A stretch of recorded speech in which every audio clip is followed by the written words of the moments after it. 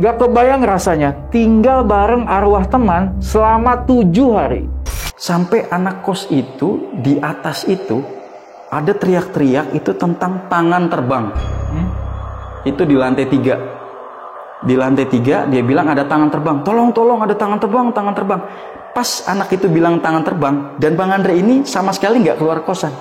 Kita lihat, saya sama Randy itu ngelihat itu jam 3 pagi. Kita beraniin Bang untuk lihat dia ngapain. Gue penasaran deh, serius, gue nggak bisa tidur malam ini. Sama mau ngapain? Kita intip jendelanya, dia ngapain? Wah, saya nggak bisa bayangin. Jadi pas kita buka jendelanya, itu dia itu posisi begini, udah pakai kain kapan Bang, kayak pocong. Halo Sobat Buntu, Assalamualaikum. Balik lagi dengan saya, CEO Jalan Buntu. Saya mau tanya nih, kalian percaya sama teman kalian sendiri nggak? Soalnya, di video kali ini kita sudah kedatangan seorang narasumber yang akan bercerita tentang pengalaman mistisnya pada saat dia tinggal dengan temannya untuk sebuah proyek. Dan langsung aja kita gas kenalan. Bang Rizky, Ya, datang lagi nih. Terima Ya. kasih banget sudah Sama-sama. mau hadir lagi, bantu isi cerita lagi nih. Oke. Ini dari mana nih? Dari rumah? Dari rumah. Dari rumah. Tapi rapi banget kayak habis dari kondangan. Tadi iya sebentar, tapi hujan nggak jadi. Saya kesini langsung. Serius? Serius. Berarti nggak jadi makan minum dong? Nanti habis dari sini. Ayo udah, minum di sini aja ya. Boleh, Kita boleh, pesan boleh. dulu. Mbak, nih. Biasa nih, ada menu sajen Jalan Buntu. Mau minum Oh apa? iya, seperti biasa, teh susu janda kembang. Ih, kenapa sih yang itu mulu? Nggak tahu, masih terngiang-ngiang aja. Saya air putih aja. Terima kasih. Bang Rizky, nih tadi saya habis ngobrol sedikit nih. Emang apa sih yang bikin Bang Rizky ini bisa sampai ngumpul sama semuanya di kosan ini? Oke, jadi awalnya gini Bang. Saya itu bertiga itu ada proyek pekerjaan. Oke. Jadi ada saya, ada teman saya Randy, sama ada pendana nih atau investor. Oh. Namanya Bang Andre. Oke.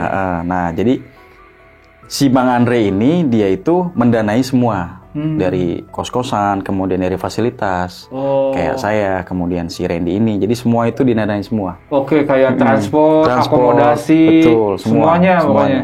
Oke, nah selama tinggal di kosan ini nih, bareng-bareng nih, kejadian apa nih yang paling serem buat Bang Rizky ini? Kejadian yang paling serem ya, saya selama kurang lebih 1 minggu itu tidur sama arwah yang sudah meninggal. Dan itu teman saya sendiri. Serius? Oke. Ini pokoknya harus cerita lebih lengkap. Siap. Tapi tunggu minuman dulu. Oke. Nah, Sobat Buntu, pokoknya buat kalian yang sama penasarannya seperti saya, jadi jangan kemana-mana, tetap pantengin terus Jalan Buntu.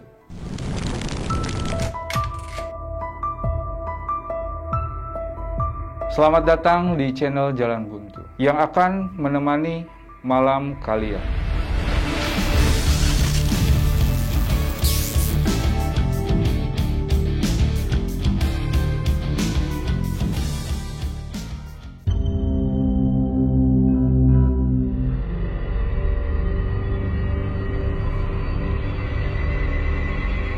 Mbak.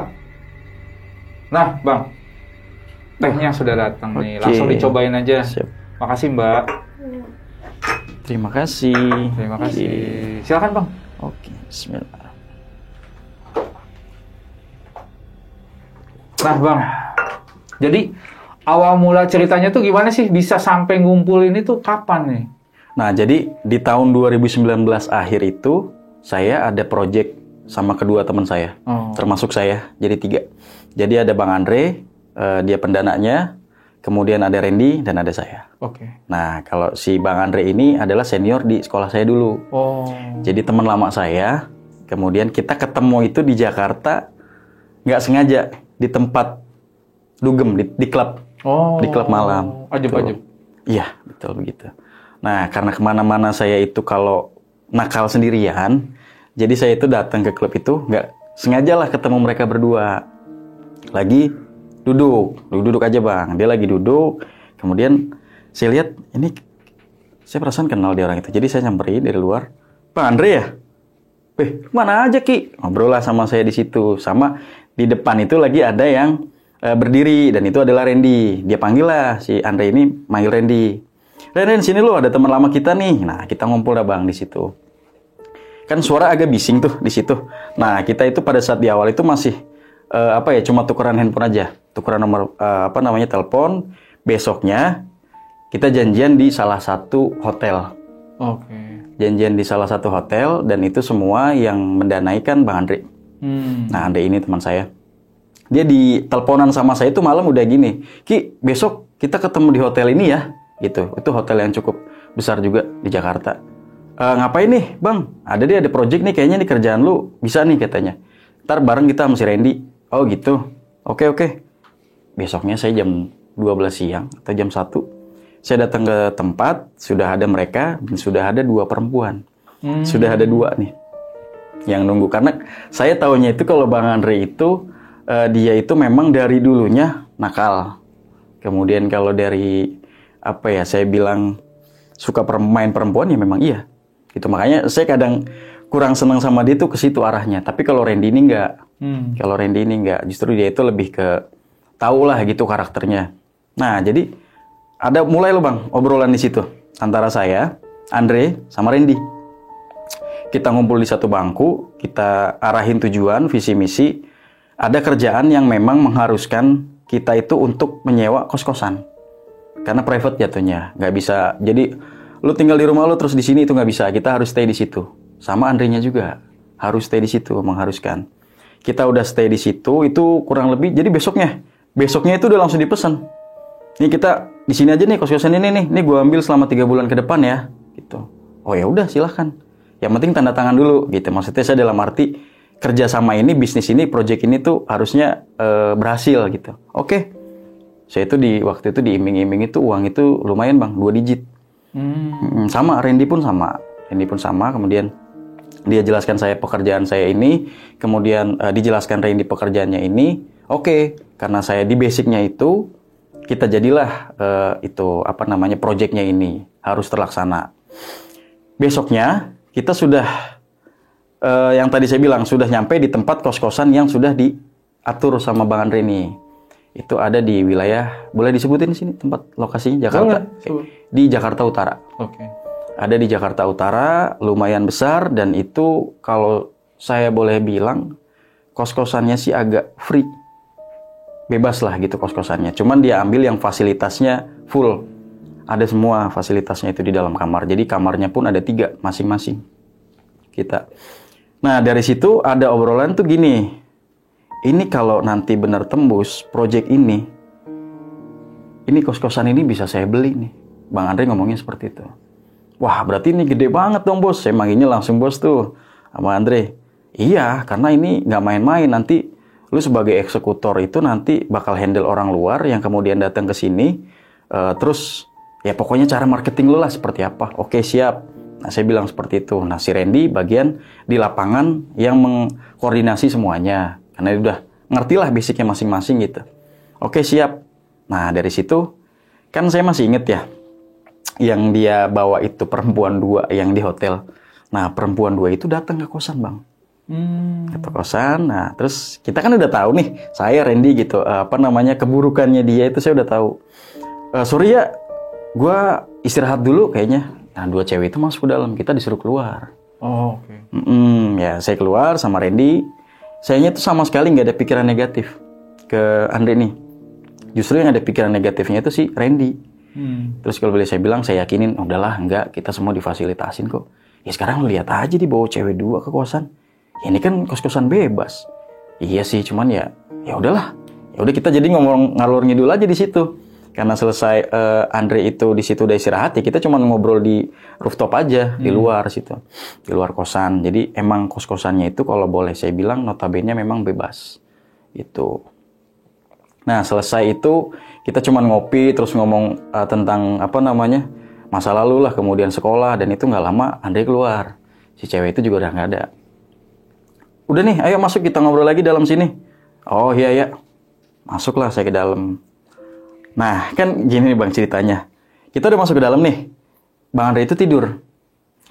Nah, saya itu sama Randy duluan yang iseng gitu ya. Dalam artian gini, dia buka aplikasi hijau. Si Randy nih, lu ngapain? Enggak, gue cuma lihat doang. Wah, lu nggak beres juga lu, jangan-jangan lu ke bawah lu sama Andre. Saya bilang gitu, enggak.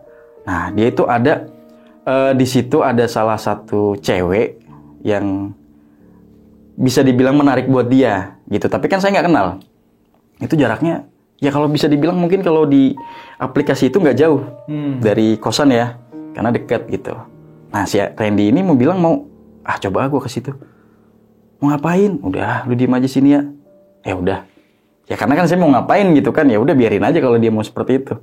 Dia keluarlah dari kosan. Dia nyamperin lah yang itu gitu ke aplikasi hijau tadi. Saya nungguin, ya ngapain juga saya nungguin gitu kan. Saya istirahat juga, saya nggak tahu dia pulangnya jam berapa. Udah kita tidur tuh. Jadi Andre tidur, saya juga tidur. Selesai dari situ.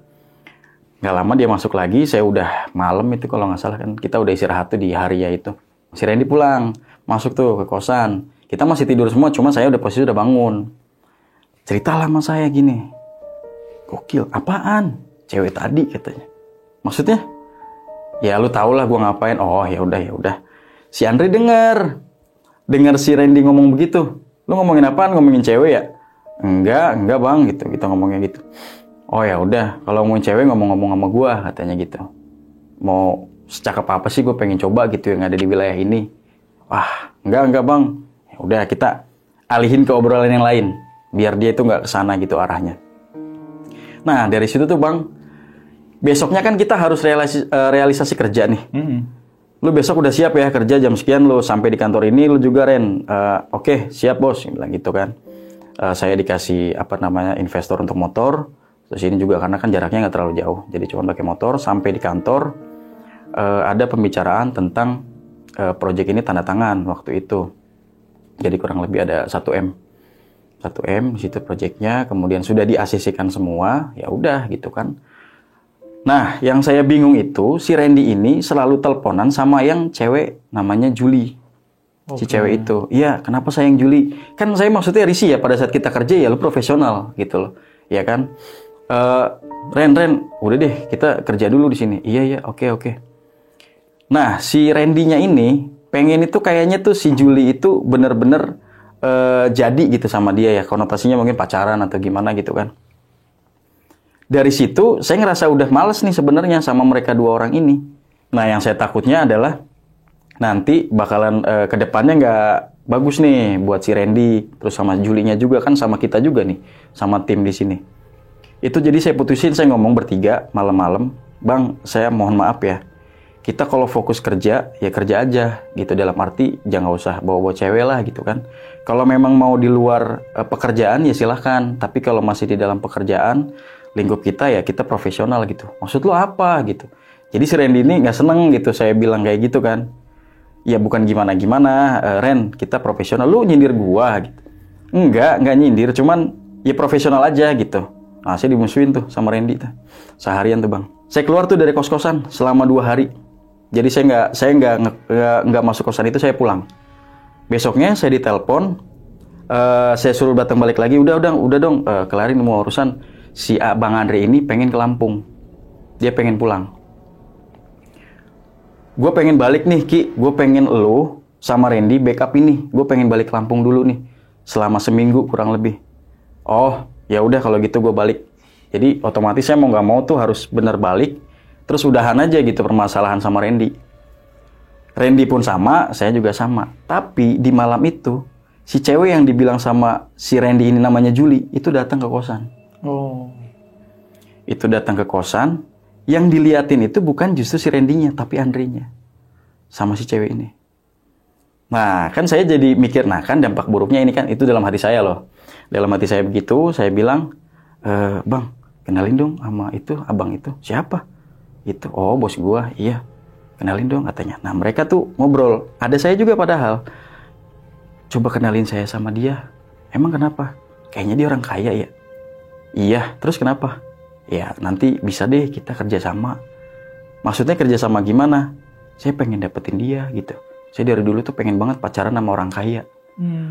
Jadi kan saya berpikir dia mungkin hanya pacaran aja gitu ya. Terus karena mungkin si Randy-nya ini versi beli ke si Julie ini, mungkin kan hanya mengiyakan.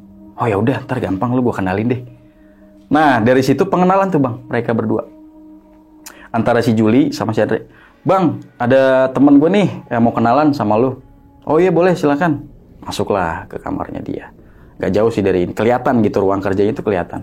Siapa namanya? Juli. Nah, mereka berdua, udah kita keluar deh dari situ. Kita nggak tahu obrolan apa yang mereka berdua omongin. Kita keluar.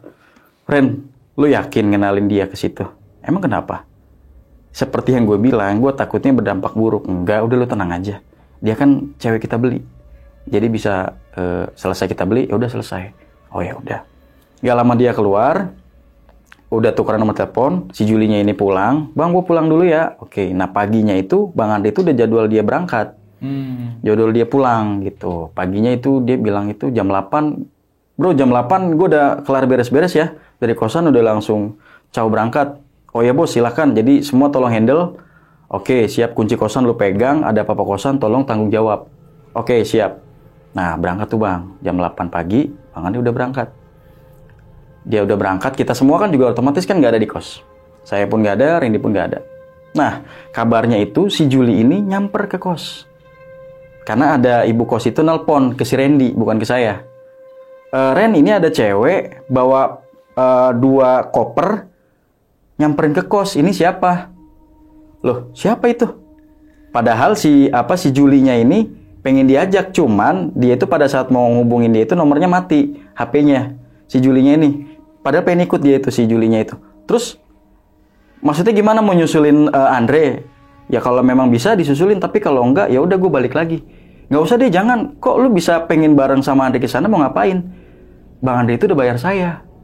Bayar untuk apa? Ya bayar untuk ikut ke sana. Jadi kita tuh bingung bang, mau apakah kita mau telepon Andre atau enggak, gitu kan? Jadi kita putusin ini, nggak usah.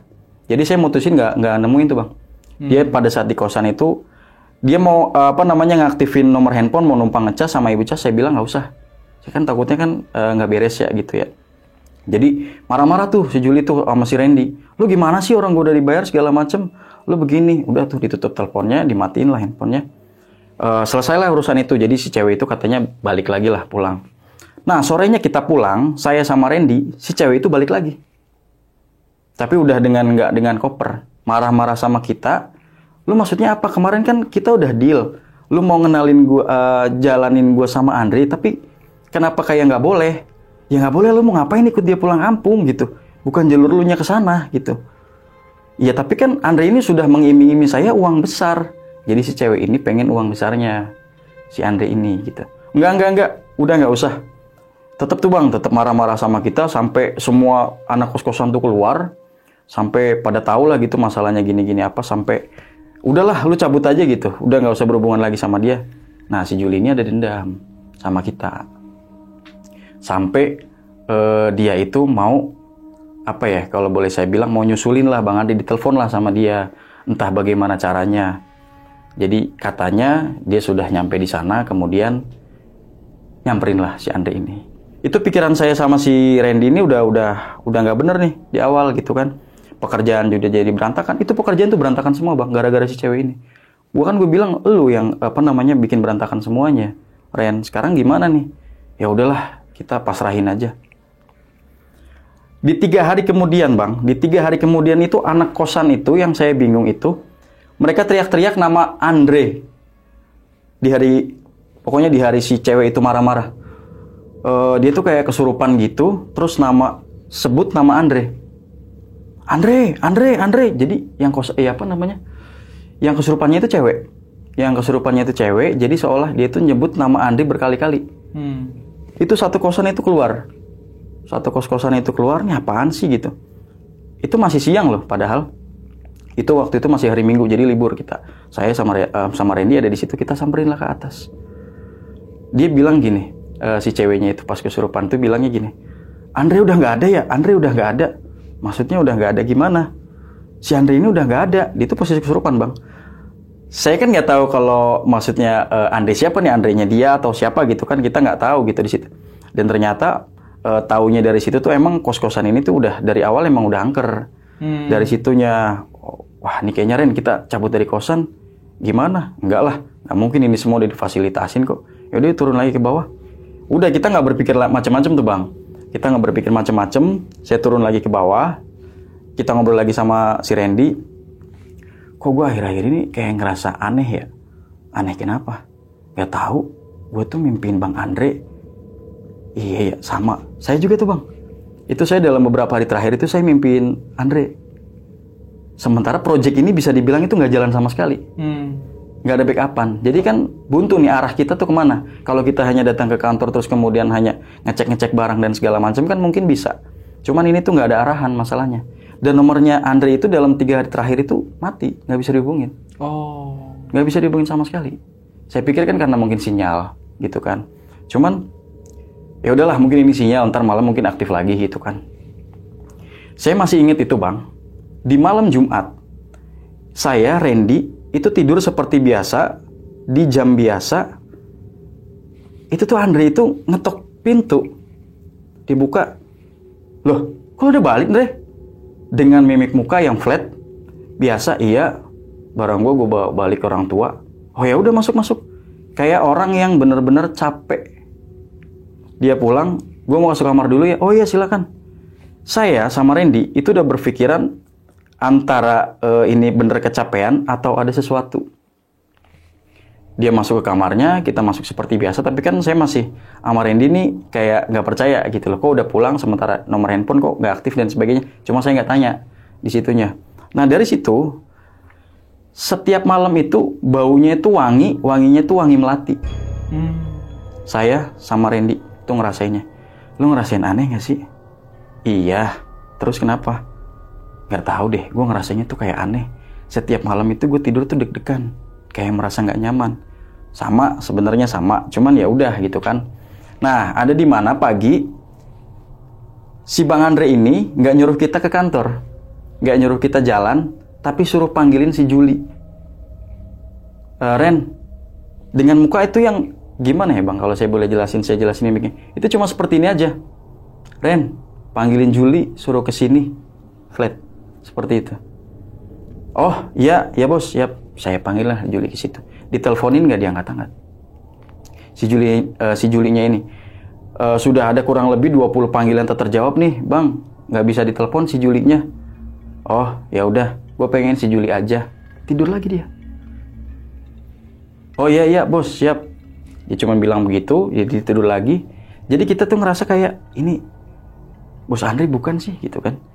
Dia tuh nggak ada pakaian yang dia itu berangkat Bang. Si Andre ini. Jadi cuman bawa badan aja ke situ, handphone pun nggak ada. Sampai saya pengen nanya itu bagaimana project, dia itu nggak jawab. Projectnya bagaimana ke depan ini dia nggak jawab.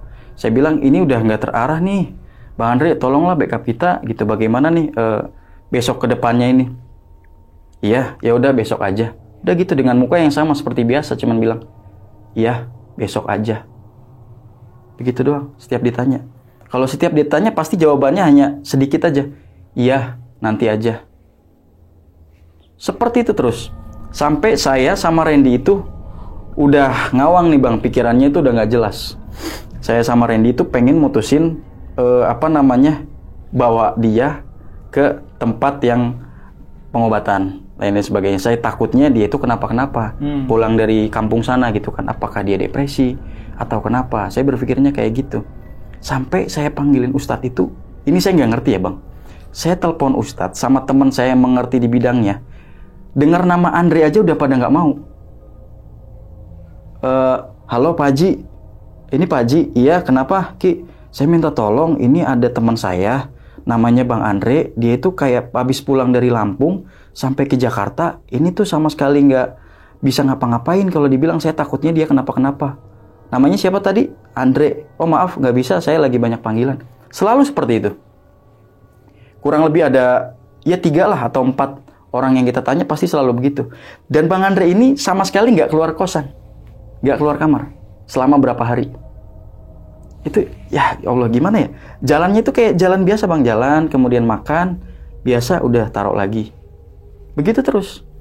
Sampai anak kos itu, di atas itu, ada teriak-teriak itu tentang tangan terbang. Itu di lantai 3. Di lantai 3 dia bilang ada tangan terbang. Tolong ada tangan terbang. Pas anak itu bilang tangan terbang, Bang Andre itu nggak ada di kamar. Tuh, merinding saya. Bang Andre itu nggak ada di kamar. Saya nggak ngerti itu kemana. Saya nggak ngerti kemana. Saya cari nggak ada. Kita kan posisi lihat ke atas tuh. Bang Andre kok nggak ada ya? Iya, gue juga bingung. Ke atas kali, nggak mungkin. Dicari di atas nggak ada. Bang Andre ini. Kita cari muter-muter itu nggak ada semua.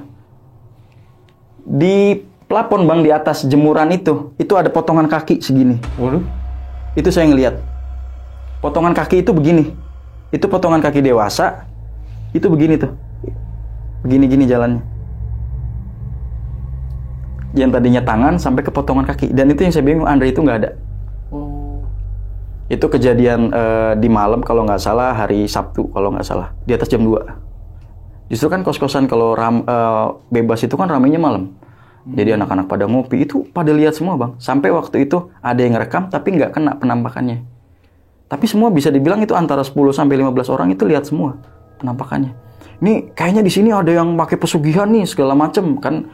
Jadi satu kosan itu geger lah gitu kan. Sampai kemudian punya asumsi masing-masing. Apa ada yang bilang mabuk lah, segala macem lah. Pada masuklah mereka ke kamar masing-masing. Kita masuk lagi, Bang Andre itu ada lagi tiduran.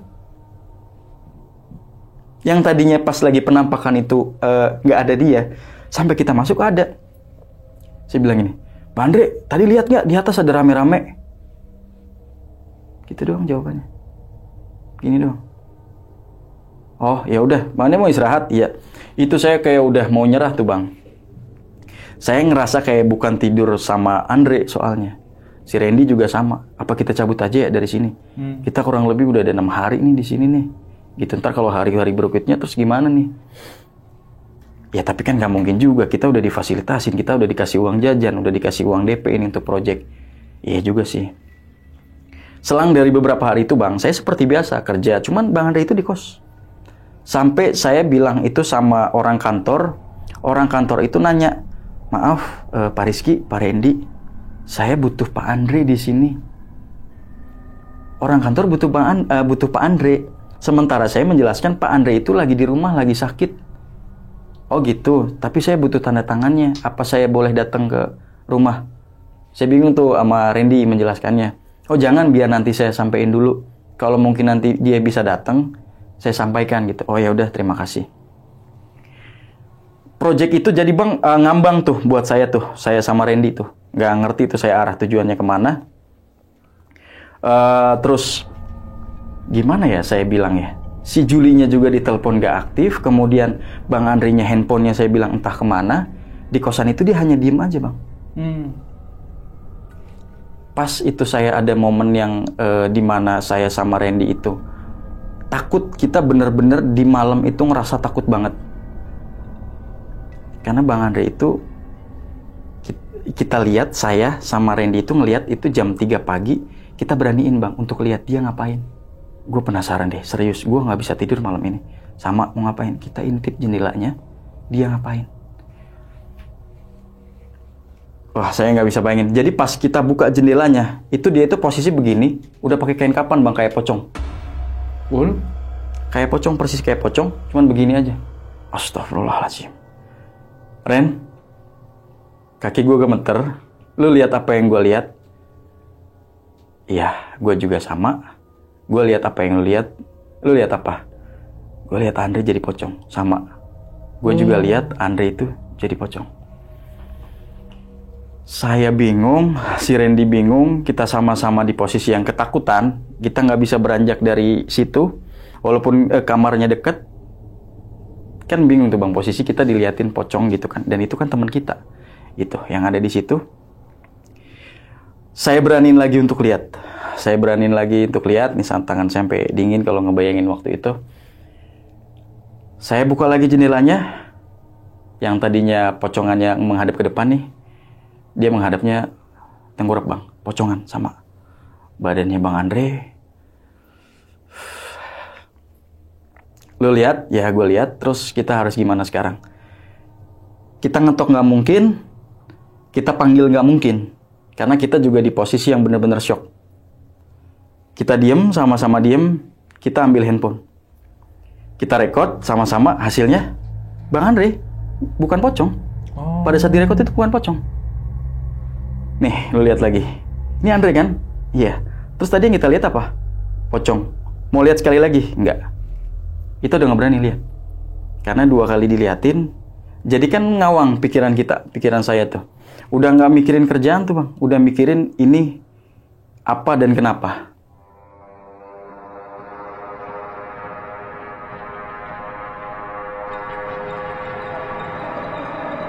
Selesai dari situ, saya taruh handphone, kita tidur di sini, kita sama-sama doa. Apakah ini ketakutan saya tuh gede banget bang pada saat itu. Saya pengen lari itu nggak kuat kaki. Sama Randy pun sama. Itu benar-benar mungkin lo nggak bisa kuat, gua nggak bisa bangun sama. Ya gimana sih kita nyaksin teman kita kayak dipocongin? Oke, yaudah kita tidur di sini. Iya, kita tidur di sini sampai pagi. Kalau memang bisa tidur kita tidur, kalau enggak ya udah. Sampai itu azan subuh itu saya nggak bisa tidur, saya melek. Cuman mungkin si Randy-nya ngebayangin yang lain, sayanya juga sama. Pagi-paginya itu udah mau jam 6, kebuka pintu. Saya kan kaget. Saya sama Randy ini kaget bang. Ceklek, pintu kebuka. Astagfirullahaladzim. Itu yang tadinya saya kakinya itu gemeter, itu langsung bangun. Ya kita ngeliat semalam itu si Andre itu jadi pocong. Sementara dia buka pintu, dia keluar tanpa suara.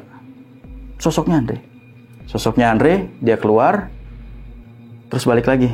Bang, lu nggak apa-apa kan bang? Cuman gitu aja. Dia balik lagi ke kamar, dia tuh cuman ngambil kertas kecil. Dia ngambil kertas, masukin ke kamar, udah tutup lagi. Cekrek. Kita jadi berani tuh, maksudnya udah nih mungkin lupa kejadian semalam. Jadi dia tulis di kertas, kita cuma ngeliatin dari luar, udah kita sama-sama beraniin buat masuk, ketok, tok, kita ketok. Terus dia ngeliatin dengan tatapan kosong, terus dia begini lagi nunduk. Saya sama Randy gak berani masuk, cuma dipanggil begini. Dengan tangan yang seperti ini, saya masuk sama Randy, dia ngasih kertas itu ke kita. Terus kita disuruh gini lagi tanpa ada suara. Dia nyuruh kita keluar. Yaudah Rin, kita keluar, kita simpenlah kertas itu. Saya sama Randy mutusin untuk ke Ustadz pada hari itu. Jadi saya mutusin karena kita udah nggak ngerti harus kemana. Saya mutusin untuk ke situ. Pak, saya minta tolong, ini ada teman saya kasih lihat fotonya aja sama Pak Ustadz. Ini tanggal yang ditulis. Ini foto teman saya namanya Andre. Pada saat dia pulang ke Lampung, kemudian balik lagi ke sini, ini udah beda banget. Ini namanya siapa? Andre. Terus dia ngasih kertas tentang tanggal ini. Maksudnya apa? Bismillahirrahmanirrahim. Innalillahi wa inna ilaihi rajiun. Oh. Teman kamu ini sudah nggak ada.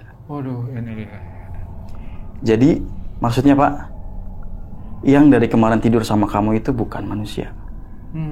Saya kalau dibilang itu agak sedih ya, cuman takut gitu. Terus maksudnya gimana Pak? Iya, yang dari kemarin tidur sama kamu itu bukan manusia.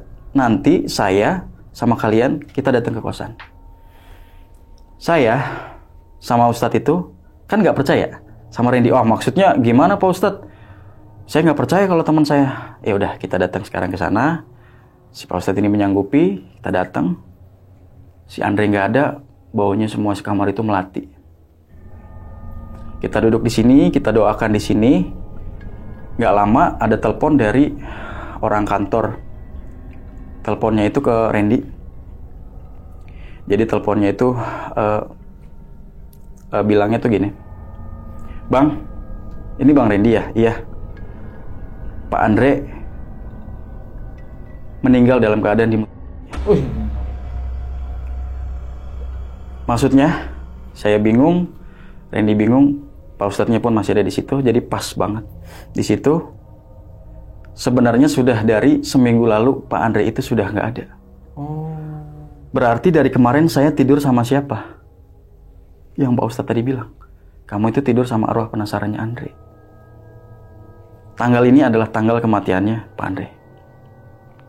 Yang dicari itu adalah si Juli. Dan itu saya dikasih linknya sama sama orang kantor. Ini meninggalnya dan dia yang itu adalah Juli. Oh. Cewek yang dari awal sudah kita curigain. Oke. Otomatis saya dengan perasaan yang hancur, dengan perasaan yang bingung, karena dari kemarin kita tidur sama arwahnya Bang Andre. Ren, gimana ini? Ya coba cari tahu dulu apa kebenarannya. Handphonenya nggak aktif, si Juli pun nggak aktif. Saya lihat beberapa sosial media, kan kita sama sekali nggak tahu. Ternyata benar, yang namanya Juli itu sudah tertangkap. Dia sama cowoknya. Jadi yang Bang Andre ini adalah cowoknya. Cowoknya Juli. Cowoknya Juli, berencana. Oh, berencana. Sudah direncanakan. Sudah direncanakan. Ya kita kaget gitu dalam keluar berita itu, kemudian terus lemeslah kaki kita. Pak Ustadz pun sama di situ. Jadi kita mendoakan aja di sini. Jadi dari kemarin yang tidur sama saya itu setan, Pak. Iya. Arwahnya Andre pada saat itu si Juli ini belum ditemukan. Sekarang ini sudah ditemukan. Mungkin Pak Andre di sana sudah bisa tenang. Tapi ya itu, dia korban. Jadi yang kita lihat tangan di atas, terus kakinya, ya mungkin itu ada hubungannya sama kematiannya Pak Andre, Bos Andre. Jadi apa ya, dari semua kejadian-kejadian ini tuh bikin saya sama Randy jadi semakin, itu tuh saya tuh dipanggil juga Bang sama Polda, karena kan sebagai saksi. Oke. Saya sama Randy dengan BAP yang berbeda, itu kan ditanya. Saya nangis, polisi itu nggak percaya. Saya nangis, polisi nggak percaya, otomatis kan saya di pihak yang harus menjelaskannya bagaimana. Saya nggak tahu apa-apa, Pak. Tapi kan yang dia curigai adalah si Juli ini kenalannya siapa. Saya agak terseret waktu itu soalnya. Sama, Randy pun sama. Si Juli ini dari siapa? Kenalannya siapa? Takutnya kamu bersekongkol sama dia. Saya bilang enggak, saya sampai nangis, saya sampai memohon, polisi sama sekali nggak percaya. Waktu itu yang kena bahasanya ya, tentang di polisi itu Randy. Selama 1 hari 1 malam dia di Di sel. Di sel. Karena dia yang ngasih tahu awalnya. Saya alhamdulillahnya enggak, tapi dari saya kalau nggak salah itu 2-3 kali ditanya. Datang besoknya 2 hari, datang lagi, dengan pertanyaan yang sama, dengan saya jawaban yang sama. Saya nggak tahu menau. Tetap jadi yang dicecar itu si Randy, tapi tetap dikeluarkan karena kan nggak bersalah. Jadi dari itu semua memang di awal ternyata motifnya si Juli ini pengen ngincer uangnya Bang Andre. Dengan motif dia ngikut datang ke sana, kemudian itu kita kan nggak tahu dia datang nyamperin ke sana dan segala macam, ternyata sudah di Sherlock alamatnya sama Andre. Dia ternyata sudah datang itu bareng dengan cowoknya. Di hotel itu ternyata Andre sama si Juli ini ada kesepakatan harga. Sementara cowoknya ini di luar hotel. Kesepakatan harga nggak selesai. Si Julinya ini merasa dirugikan. Dia ini nelpon cowoknya untuk habisin sampai dimut. Waduh, sadis banget. Ya, saya kalau ngingetin cerita itu dari awal sebenarnya ya gitu Bang. Jadi banyak banget pelajaran yang kita ambil gitu. Jadi project itu bubar. Project itu ya gimana? Nggak ada yang backup, nggak ada sama sekali. Jadi bubar semenjak kematian Pak Andre. Dari situ. Ya alhamdulillahnya sekarang si Juli sama cowoknya ini sudah di kantor polisi untuk bertanggungjawabkan kesalahannya gitu ya. Motifnya itu. Motifnya tentang uang. Bang Rizky, tadi kan manggil Ustadz ya? Itu Ustadz yang pertama di telepon doang, yang nggak mau, sama yang datang itu sama? Beda. Oh beda. Beda. Kalau yang awal itu Randy. Yang telepon. Kalau yang kedua itu saya. Jadi Ustadznya beda? Ustadznya beda, betul. Oke. Nah, tadi kan dibilang si kosan ini tuh sebelumnya emang udah angker. Emang angkernya seperti apa? Ada kejadian apa nih? Kalau dibilang angker itu kan dari teman-teman kos ya. Sementara saya itu paling kalau malam tuh kayak ngerasa ini pas masih kita bareng nih sama Andre-nya gitu, pas masih belum ada kejadian. Itu setiap malam itu saya dengar itu bayi nangis. Itu sering banget. Bayi nangis. Cuman kan saya nggak gubris tentang itu. Jadi kalau konon katanya itu dulu itu ada di kamar nomor 21 atau kamar, saya lupa tuh kebalik 21 atau 12. Itu tuh dulu tuh tempat pembuangan bayi. Bekas apa emang kamarnya?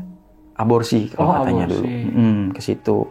Cuman kan saya udahlah ngekos aja gitu. Cuman dari itu semua mereka itu udah kayak yang hafal kalau ada suara tangis bayi itu pasti ada sesuatu yang kejadian. Ini yang dengar siapa aja? Semua, hampir semua anak kos itu mendengar. Yang tinggal di situ, hampir semua itu mendengarkan. Nah, boleh digambarin nggak sedikit layout kosannya tuh kayak gimana sih? Oke, jadi besar Bang. Punya beberapa. Jadi ada 1, 2, ini ada pada depan. Jadi di sebelah sana, di sebelah depan ini yang fasilitas full, yang seberangnya ini non fasilitas. Tapi ini berdekatan. Jadi parkiran itu di tengah. Safe banget karena di depannya ada CCTV sama gerbang. Ada security. Ada security-nya juga, betul. Dan memang harganya lumayan mahal. Mahal. Walaupun nggak fasilitas sudah mahal. Saya pakai fasilitas lebih mahal. Tapi rame. Memang rame karena kos-kosan bebas. Nah, di situ tuh terbilang kos-kosannya itu belum terlalu lama, baru. Dan di samping kanan kirinya, depannya itu kali. Di kanan kirinya itu hanya sawah. Oh, kebon kayak gitu ya? Nah, jauh lagi rumah warga itu jauh gitu. Jadi kosannya itu makanya kenapa mungkin ya ini menurut saya mungkin bisa bebas karena jauh dari pemukiman. Terpencil dan itu baru. Cuman ya rumornya dari masyarakat sama anak-anak kos itu jangan tempat situ, jangan apa ya kalau bahasa ininya mungkin orang sering buang kondom di situ dan lain sebagainya yang sampai saat ini tuh mereka taunya tuh seperti itu. Kalau ada suara tangis bayi itu pasti ada kejadian. Di depan itu pasti selalu ada orang yang jatuh dari motor. Terus kemudian masuk ke selokan yang sawah-sawahnya itu. Jadi kakinya kebelah. Iya sampai sobek segini. Itu ada sobek segini terus kakinya itu putus satu di sini. Jadi sering banget itu di daerah utara itu. Di daerah lingkungan depan itu. Makanya udah dibilang itu kos-kosan yang angker. Cuman kan saya nggak gubris itu di awalnya.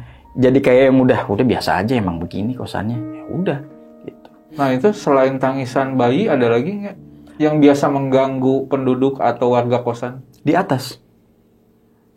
Saya kan di lantai 2 ya. Jadi 1 sama 2. Jadi ada 1, 2 lantai lagi. Atasnya itu untuk jemuran dan bebas. Anak-anak ngumpul di atas. Dak gitu ya? Dak, iya betul. Rooftop dak. Ya, rooftop di atasnya itu.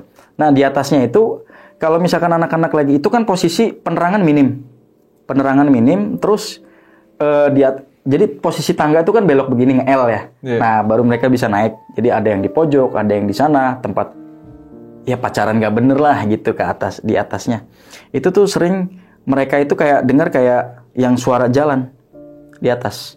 Suara jalan cuman nggak ada. Jadi pokoknya ada momen di mana itu kalau misalkan mereka tuh turunnya barengan, Bang. Sampai waktu itu ada yang jatuh sampai patah kakinya. Karena ada penampakan itu. Ketakutan itu. Dan padahal mereka itu sudah tahu loh itu angker, tapi kenapa masih ada aja yang ke atas? Saya aja dengar begitu kan, ngapain gitu kan ke atas, kita ya udah dalam kamar aja gitu. Jadi emang dipakai buat nggak bener juga di atas gitu kan, dan ditambah itu emang udah angker. Jadi makin banyak aja kejadian-kejadian yang cuman ya mereka kan nutupin. Orang free kok, bebas kan gitu. Oke. Nah, ini selama seminggu sama Bang Andre nih, kan sudah meninggal. Itu yang melihat sosok atau arwah gentayangannya ini cuma berdua atau warga kosan juga ada yang lihat sama? Nggak ada. Saya sama Randy. Nggak ada yang lain. Sudah dipastiin nanya security atau apa gitu? Pas selama 1 minggu tuh sama-sama ngelihat atau enggak? Yang kita bareng ngelihat itu bisa dibilang, Bang, kalau saya sudah tahu dia yaitu tangan sama kakinya. Itu semua itu hampir ngelihat. Penampakan itu. Tapi sosok Bang Andre-nya enggak? Nggak kelihatan. Oke, nah pesan penting nih 1 minggu gentayangan bareng kalian, apa sih pesannya tuh? Maksudnya apa? Cuma ngasih tahu kalau sudah meninggal atau ada pesan lain? Sama sekali nggak ada pesan. Terus yang dia tulis itu hari kematiannya dia di kertas itu. Ya kita nggak ada pikiran ke sana. Sebenarnya saya sama Randy pun nggak ada pikiran ke sana. Ternyata yang sama kita selama 1 minggu itu Bang Andre yang udah nggak ada. Nggak ada sama sekali, Bang, kita pikirin ke sana. Cuman ya dari awal yang saya bingung, dia pulang dari Lampung itu sudah flat semua. Cuman kan saya nggak berpikir ke sana gitu loh. Ada mungkin pikiran kita di benak masing-masing. Pada saat sudah tahu nih kalau Bang Andi ternyata udah nggak ada, gue sebenarnya udah duga dari awal.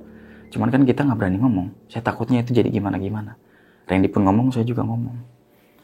Ya ternyata udah kejadian, ya udah kita hanya bisa pasrah mendoakan ya udah. Tapi dia waktu itu kan ininya kan di Lampung. Di makamin. Pemakamannya di Lampung, betul. Itu kalau nggak salah jarinya 3 itu belum ketemu, Bang. Serius? Jarinya 3 itu belum ketemu. Kalau kata orang dan kemudian yang saya dengar dari media sosial itu dibawa sama 2 tersangka itu. Dibawa? Nggak tahu buat apa. Iya. Tapi nggak tahu kemanain atau diapain? Iya, nggak tahu. Kan sudah ketangkap, emang nggak ngasih tahu itu? Enggak. Jadi bilangnya itu dibuang tapi lupa buangnya. Oh. Tapi kan ceceran bahasanya ini kan tetap dia nggak mau ngaku di mana. Jadi 3 potongan jarinya itu belum ketemu. Bang, mau tahu nih hukuman apa yang diterima sama Juli dan pacarnya? Waktu itu saya lihat sih 25 tahun. Cuman keluarga nggak setuju, minta seumur hidup. Sampai saat ini saya lihat di berita akhirnya itu dulu, itu memang seumur hidup. Siapanya? 2 tersangka ini. Dua-duanya? Dua-duanya. Seumur hidup? Semuanya seumur hidup. Oke. Berarti Bang Rizky ini belum pernah ziarah ke Belum, makamnya? Bang. Belum. Oke, tapi udah ikhlas belum nih? Atau masih ada rasa dendam atau gimana? Rasa dendam ya nggak ada, cuma saya nggak percaya. Oke. Saya rasa nggak percaya kepergiannya dia itu seperti itu. Nah, buat Sobat Buntu nih, kalian hati-hati kalau memilih teman. Apalagi memilih teman kencan, karena bisa berakibat fatal seperti yang diceritakan oleh Bang Rizky tadi. Dan buat kalian nih, pernah nggak punya pengalaman yang tidak mengenakan pada saat menggunakan aplikasi hijau? Dan buat kalian nih yang pernah menggunakan aplikasi hijau, silahkan isi komentar. Bang Rizky, Ya. makasih banget nih udah cerita. Sebetulnya sedih ya? Iya, sedih. Ngomongin teman sendiri Teman yang sendiri. sudah berpulang. Ya. Tapi saya pribadi dan segenap tim turut berduka walaupun sudah lama. Semoga beliau tenang di sana. Amin. Dan salam buat ini teman yang lain masih suka ketemu nggak? Udah lost contact sih. Udah. Sampai sekarang udah semenjak lost itu udah. Masih beberapa bulan, cuma sekarang ini udah nggak. Mungkin punya project masing-masing sih. Oh, jadi nggak ketemuan lagi? Udah nggak bareng lagi. Oke, sukses buat Amin. Siap. project selanjutnya dan salam buat keluarga. Ya, makasih. Oke Sobat Buntu, jadi itulah pengalaman mistis yang sekaligus tragis diceritakan oleh Bang Rizky. Dan buat kalian nih, jangan pernah bosan-bosan dan tonton terus video-videonya Jalan Buntu.